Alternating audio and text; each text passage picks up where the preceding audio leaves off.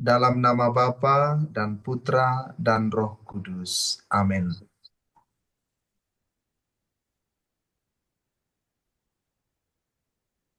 Hari ini aku menerima beberapa jeruk.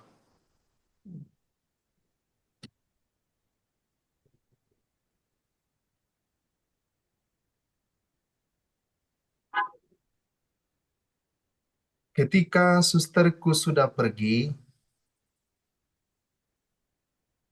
aku berkata dalam hati, apakah aku akan menggantikan tobat dan mati raga selama prapaskah suci ini dengan makan jeruk ini?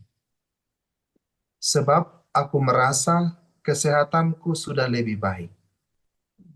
Maka aku mendengar suatu suara di dalam jiwaku.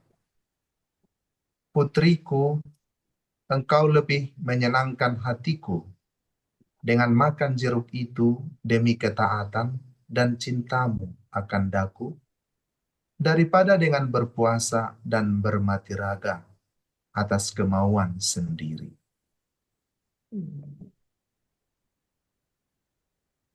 Saudara-saudariku yang terkasih dalam Tuhan,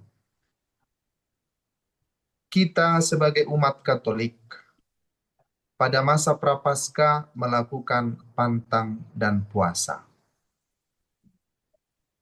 Puasa berarti kita makan kenyang hanya satu kali dalam satu hari. Untuk yang bisa makan 3 kali sehari, kita dapat memilih apakah kita ingin kenyang pada pagi hari, atau ingin kenyang pada siang hari, atau pada malam hari. Tapi kita melihat bahwa orang Katolik itu wajib berpantang pada hari Rabu Abu dan setiap hari Jumat sampai kepada Jumat Agung. Jadi hanya 7 hari selama masa Prapaskah. Yang wajib berpantang adalah semua orang Katolik yang berusia 14 tahun ke atas. Pantang yang dimaksud adalah pantang daging, atau pantang rokok, atau pantang garam, atau pantang gula dan semua manisan seperti permen atau dan lain-lain. Atau kita memilih misalnya pantang hiburan seperti pantang radio, pantang televisi, menonton entah di bioskop atau apapun film-film kesukaan kita. Jadi kita bisa memilih pantang pada masa Prapaskah. Maka kita melihat peraturan puasa dalam gereja kita itu sebenarnya amat ringan. Ringan. Yang paling dituntut dari kita sebenarnya adalah tobat batin. Kita mau membangun dalam hidup kita relasi yang semakin mendalam dengan Tuhan. Bukan semata-mata soal makanan jasmani. Bukan semata-mata hal-hal material yang kita perhatikan. Sebab Yesus juga berkata, bila engkau berpuasa, menyakilah kepalamu, basuhlah mukamu, supaya Bapamu yang di sorga yang tahu kamu berpuasa. Bila engkau bersedekah, kata Yesus, apa yang diberikan tangan kananmu hendaklah tidak diketahui oleh tangan kirimu. Dan jika engkau mau berdoa, kata Yesus, masuklah ke dalam kamarmu, tutuplah pintu, berdoalah, berbicaralah kepada Bapamu di tempat yang tersembunyi. Masa Prapaskah kita diajak pada pertobatan yang sungguh-sungguh, bukan semata-mata pertobatan lahiriah. Pertobatan lahiriah yang kita gunakan, yang kita jiwai adalah sarana, bukan tujuan. Tujuan kita adalah memperdalam relasi kita dengan Tuhan, membenci dosa-dosa, dan memperdalam kasih kita kepada sesama. Kita melihat dalam bacaan kita hari ini, Santa Faustina baru pulih dari sakit. Kemudian suster-susternya yang mengasihinya suster yang menjaganya, suster yang merawatnya, atau suster yang satu komunitas dengan dia, memberikan satu jeruk kepadanya. Supaya dengan tujuan Suster Faustina cepat pulih kesehatannya.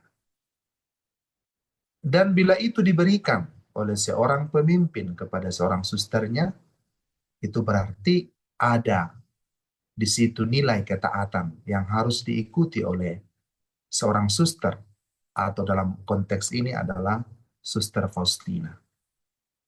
Dan dia berkata dalam hati, apakah aku makan jeruk ini atau tidak? Aku sebenarnya sudah mulai pulih kesehatanku. Tidak harus aku makan jeruk ini sebenarnya. Biarlah aku tidak makan ini. Tetapi Yesus berkata dalam hatinya, adalah lebih baik engkau makan jeruk itu. Karena ketaatan lebih bernilai daripada puasamu. Ketaatan kita kepada Allah lebih bernilai daripada puasa-puasa lahir yang kita lakukan. Bukan mau mengatakan bahwa puasa lahiriah tidak penting. Itu sangat penting. Tetapi dengan tujuan untuk memperbaharui batin kita. Memperbaharui relasi kita dengan Tuhan. Supaya kita membenci dosa-dosa kita yang diakibatkan oleh keinginan-keinginan daging. Keinginan-keinginan daging yang mengarahkan kita kepada dosa. Keinginan mata kita, keinginan-keinginan lain yang berseberangan dengan keinginan Tuhan. Sehingga kita sungguh-sungguh menjalani masa puasa itu karena motivasi kasih kepada Tuhan. Bukan karena motivasi lahiriah supaya dilihat orang bahwa kita sedang berpuasa. Tuhan yang tahu, yang mengenal diri kita sedalam-dalamnya. Dia tahu kita. Tidak ada yang tersembunyi bagi Tuhan. Yesus berkata, tidak ada sehelai rambut pun dari kepalamu yang jatuh yang tidak diketahui oleh Bapamu.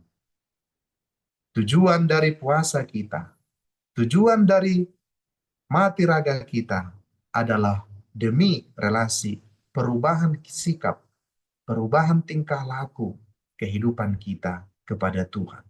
Dan efeknya bisa dinikmati oleh sesama. Yang mungkin pada masa-masa biasa kita terlalu sering ceroboh. Pada masa puasa ini, kita mencoba untuk tidak ceroboh, lebih hati-hati. Pada masa-masa biasa kita terlalu sering berbicara kasar. Pada masa puasa kita melatih diri untuk bersabar, untuk mengungkapkan kata-kata yang damai, kata-kata yang penuh cinta, kata-kata yang penuh belas kasih. Sebab makna dan tujuan dari puasa kita adalah pertobatan. Puasa dan pantang merupakan bentuk pertobatan untuk menyadari dosa-dosa kita dan kekurangan kita, serta untuk memperkuat iman kita dan relasi kita, relasi kasih kita dengan Tuhan. Dekat dengan Tuhan itu berarti dalam puasa kita mengutamakan kehidupan doa. Kita memperdalam doa kita pada masa puasa, berefleksi dan pengabdian kita kepada Tuhan. Dan kemudian dalam masa puasa yang diminta dari kita secara mendalam ialah menyatukan pengorbanan kita. Apabila kita merasa lapar dan haus karena puasa kita itu, kita mempersatukan pengorbanan kita itu kepada pengorbanan Kristus di kayu salib yang menderita sengsara bagi kita. Yesus Kristus disalib itu kehausan. Dan dia berseru dari kayu salib, aku haus. Dan kita melihat Yesus diberi minum dengan hisop yang berisi cuka yang asam. Yesus berada di kayu salib menderita. Dan sebentar lagi kita masuk kepada jam kerahiman. Dan apabila pada masa puasa kita bersungguh-sungguh berniat memperbaiki diri kita, bertobat, dan kita melakukannya sebagai dengan sarana tidak makan kenyang, tidak sungguh-sungguh menikmati makanan, kita mencoba untuk berpuasa dengan sungguh-sungguh, dan bila badan kita merasa kesakitan atau merasa lapar sungguh-sungguh karena puasa itu, kita mempersatukannya dengan kurban Yesus di kayu salib. Kemudian yang penting juga dalam Tujuan puasa itu ialah agar kita melatih diri untuk disiplin, tahu mengatur diri. Mengatur diri disiplin berarti mampu mengendalikan diri dan menekan hawa nafsu yang ada dalam diri kita. Karena mampu mengendalikan diri, itu penting sekali dalam perkembangan kehidupan rohani. Mampu mengatur diri, disiplin, disiplin mengatur diri. Tidak mengikuti selera saja.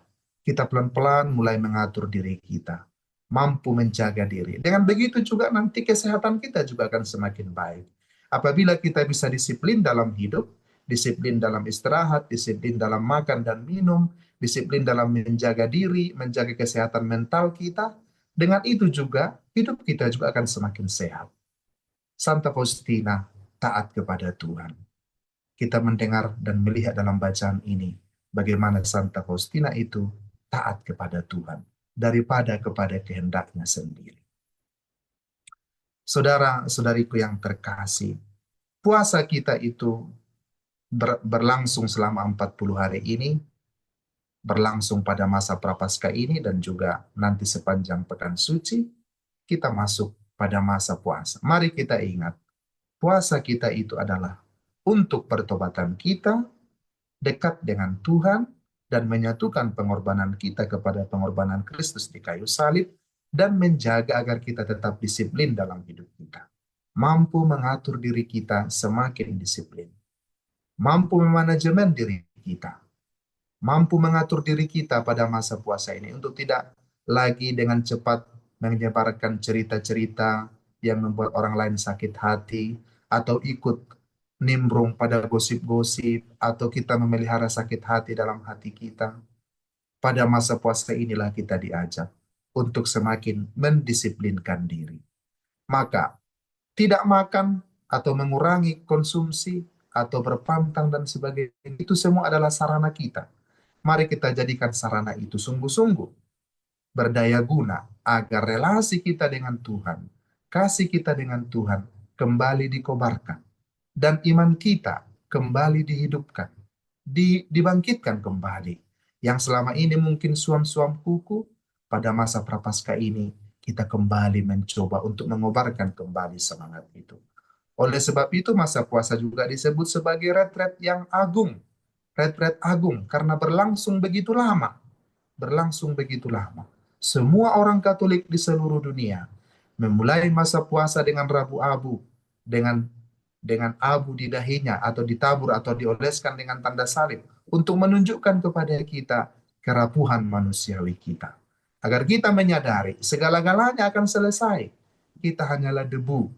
Oleh sebab itu, pertobatan batin kita yang paling penting. Karena itu yang dilihat oleh Tuhan. Perubahan batin kita, pertobatan hati kita, sikap kita, cara kita. Dengan demikian, berkenan kepada Tuhan. Puasa lahiriah, makan dan minum, membatasi makan dan minum itu adalah sarana, bukan tujuan. Yang paling penting adalah mari kita mengubah cara hidup kita, bertobat, dan memperbaiki diri kita, mengendalikan hawa nafsu kita, menggunakan cinta kasih kita, berpuasa karena cinta kepada Tuhan, bukan karena kewajiban, bukan karena aturan, tetapi dilandasi oleh kasih dan ketaatan kita kepada Tuhan. Amin.